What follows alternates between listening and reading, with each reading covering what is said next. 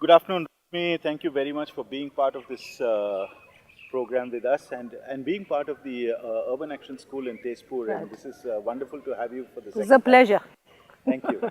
And Roshmi Goswami is a leading gender specialist, a person who is also very well known to be outspoken on issues related to women's concerns. And so we never have a problem of hearing the most genuine and outspoken bits about the whole gender issue in the Northeast. And I want to lead you to get you directly into the hotbed of the national registry process and to try and understand from you, because I think there is very little kind of work that one is seeing in the media outside Right. about uh, the burden of this whole process on women specifically. So, Right, right. Yeah, I think in the NRC process, the ones who have been left out, women have been extremely vulnerable and with their names not being there, totally continue to be vulnerable in so many different ways. One is, the whole process of filling up the forms itself. Many of these women, uneducated, don't have school certificates, and they don't know how to fill up the form, so somebody else is doing it on their behalf. And in the filling of it, even if they fill the form, the filling of it done by a man whom they barely know is wrong, and therefore they are not in it. It could be as simple as that, but it just shows you, how what the levels of vulnerability, or they might have depended on a tout to do that filling up, and then they are vulnerable. And frankly, women move from their homes, get married, go elsewhere, so their possibility of getting document, and in between this was the whole question of the panchayat certificate not being valid. Yeah, that was a major one of, women's vulnerabilities, and they are, as it is, they are absolutely at the lowest rank in all aspects of discrimination. And with this level of insecurity, the impact is terrible.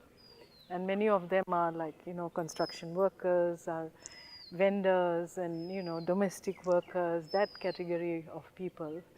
And what will happen to them?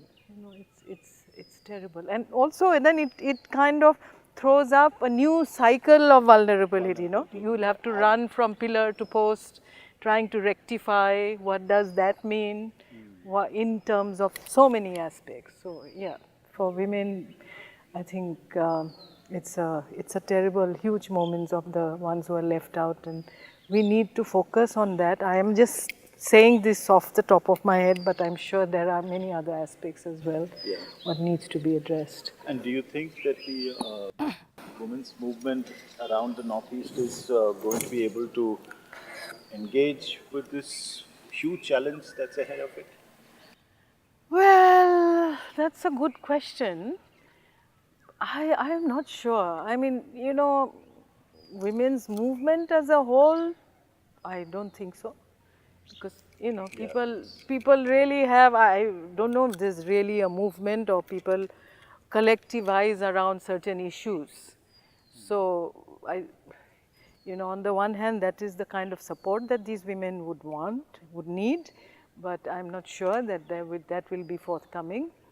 And so there might be other support base that we'll have to seek. And then also in kind of in this whole, especially on urban issues, the women who are in construction workers and domestic and vendors and all, I don't think there is a real focus on many of the lead organizations to work on these issues. There is I mean, they're beginning to, but it's not as such.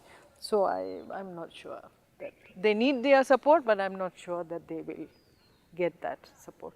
I also want to bring you to another question, which is the turmoil that took place in Nagaland around the reservation Right. issue. And how do you see the outburst that took place at that point in time, and how do you see how Yeah. it is playing out now as well?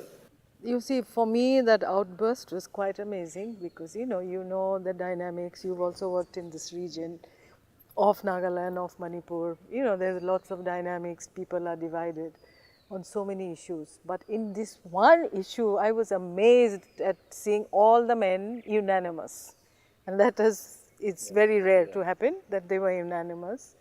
It's very sad that this has happened. I mean, I do not buy any of the justifications which are given, that it needs to wait and we need to do it in another way and so on and so forth, because women's issues are always, look at our own, the reservation bill in the parliament. I mean, it's there. When is the right moment? Is there ever a right moment when you have these things done for women? They are not, and the same thing is happening in Nagaland.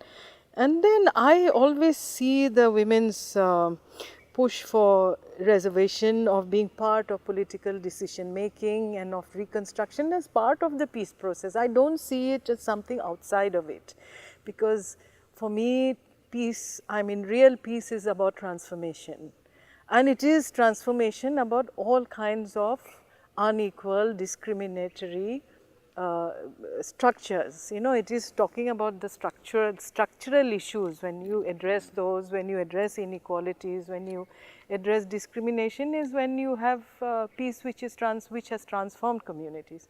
So in a community like Nagaland, where women have taken such a beating in the whole years of conflict in different ways, the impact on their lives, the fact that they were women-headed households, they kept societies together, they did all of that. They've also been part of peace process. They've walked across borders into another no man's land, into country to negotiate for peace amongst warring factions and so on, and so many other aspects. And now in this new new Nagaland or new community going forward, you mean to say that they will not have any stake? They have nothing, there is no place for them. So what is worrying actually, because a lot of reasons are given. It's not the right moment, there are other political issues happening at this moment. What does it mean? That women are not capable of doing the analysis, or that that they will be bought, or they will barter off certain interests versus another? I think women are much smarter.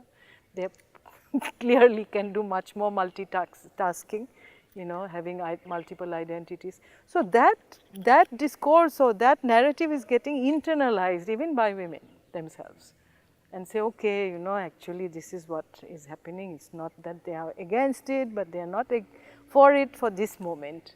When is the moment? They are for it another moment. So this is polarizing the women. And when I had gone to Nagaland last year also, I saw that the women who were out there fighting for this were really isolated by a lot of others. And it's almost like a lone battle fighting for this recognition and so on. And I'm sure it can be done. I mean, the MHEP in Mizoram has done such excellent work on the marriage bill and the divorce ordinance, that they were managed to collectivize and bring a change in their customary law. Yeah, it is. Absolutely. It's not that customary laws have not been, and this again, Nagaland is very controversial, because this actually doesn't come under customary. Roshmi, I wanted to also ask you, because you are a person who has also traveled and worked with women's groups across the region as well. I mean, right. In our neighborhood, in my immediate neighborhood, of course, you've worked elsewhere as well. But what do you see is the nature of the discourse in our immediate neighborhood as compared to what's happening also in our country? Yeah, no, very good question, because I'm just coming from Nepal, and where I went for a conference on transformative leadership amongst elected women members, and it's amazing what they've done, absolutely amazing, unpacking transformation, and women across different parties. When it came to that, it's not like our country. We have a lot to learn from Nepal. It is a country which went through this violent conflict, and what happened out of it. Yes, there was lots of back and forth, and this government happened and that, but these women were really in the front line. Some of them were part of the armed struggle, some were not, and now 40% of them are elected members. But their understanding of transformation, that now I am in this position of power, what is it for me what am I supposed to be doing? Am I pushing files and doing this? No. If I do not have the core concept of transformation in my dealings, then I am not a leader. And I come away from Nepal saying, wow, these women, and they come from really vulnerable, like a person who is a was a bonded labor herself, was part of the labor movement, bonded labor movement, then joined the Maoists, now deputy speaker. I mean, they are really powerful. I really think we have a lot to learn. You know, we have this image about ourselves of knowing everything and doing everything, but look at these small countries, very focused. And it's a focus of, you know, rebuilding a country which is in political, it was in political transition, but now you are rebuilding. If you have these kind of women leaders in positions from, you know, from absolutely the local level up to the top, it's amazing. And of women being able to work and analyze the women's question across party lines. And there they do not hesitate to critique their own party. And that, can you imagine ever happening in India? No, they will not. So this is, for me, it's a big sort of eye opener and tells me a lot about what we have to learn. Other countries also, I mean, Sri Lanka, of course, has always been an example of what they have done. But because I've just come from Nepal, I'm kind of, it's fresh in my mind. Thank you very much for Thank you. giving us the time. I just want to ask you one last question, and you know, I mean, you've really uh, been very gracious about coming over to the Urban Action School. Just want a few words of about your thought about coming to a school like this, and Yeah. what do you feel about that? Yeah, no, I think it was amazing the kind of participants that you were able to draw from different cross section, and I don't know how you went about it, your selection, frankly. No, first of all, the whole conceptualization, how you've, you know, the conceptualization of the urban school itself is very good. Then the participants that you've brought in are excellent. You know, the interaction that I had, I think I was able to give my talk because of the interaction of the participants. I think it's a very, very, and especially for the Northeast, I think it's a very significant school that you're running, because, you know, we really need to constantly analyze what urbanization, what urbanizing Northeast means. What are the challenges? What are the specific aspects that one needs to look into? And I congratulate you for having this great urban school. I came here last year. I thought it was great. This year is even greater. Congratulations. Thank you very And much. thank you for inviting me. Thank you It was so a much. pleasure.